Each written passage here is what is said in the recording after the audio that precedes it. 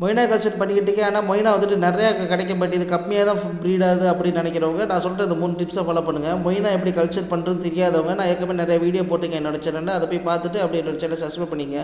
வாங்க நம்ம அந்த டிப்ஸை பார்ப்போம். மொதல் டிப்ஸ் வந்துட்டு பார்த்தீங்கன்னா, மொய்னா கல்ச்சர் பண்ணும்போது முதல்ல நீங்கள் மழை பெய்கிற நேரத்தில் மழை தண்ணி எடுத்துக்கிட்டு அதுலேருந்து ஸ்டார்ட் பண்ணிங்கன்னா கல்ச்சர் வந்துட்டு ஈஸியாக ஃபார்ம் ஆகும், சீக்கிரத்தில் கிராஷ் ஆகாது, நிறையா கிடைக்கும். ரெண்டாவது வந்துட்டு எப்போவுமே நமக்கு மழை தண்ணி கிடைக்காதுல்ல, அதனால் நீங்கள் என்ன பண்ணுங்கள், நீங்கள் மொய்னா கல்ச்சர் நார்மல் தண்ணியில் பண்ணும்போது கொஞ்சம் காஞ்ச பப்பாளி இலையை அதில் போட்டுருங்க. அதில் போட்டிங்கன்னா மொய்னா கல்ச்சர் வந்துட்டு கொஞ்சம் நிறையா குரோத் ஆகும். அது மாதிரி உங்களுக்கு வந்துட்டு அது கல்ச்சர் கிராஷ் ஆகாது, நிறையாவும் கிடைக்கும். மூணாவது விஷயம், இது எதுவுமே நமக்கு கிடைக்கல அப்படிங்கும் போது நீங்கள் வந்துட்டு ஈஸ்ட்டு தான் போடுவீங்க.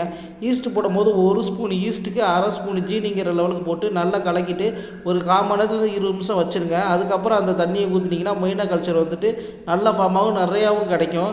இந்த வீடியோ உங்களுக்கு யூஸ்ஃபுல்லாக இருந்துச்சுன்னா என்னோட ஒரு லைக்கை போட்டுட்டு என்னோட சேனலை சப்ஸ்கிரைப் பண்ணுங்கள் ஃப்ரெண்ட்ஸ். தேங்க்ஸ்.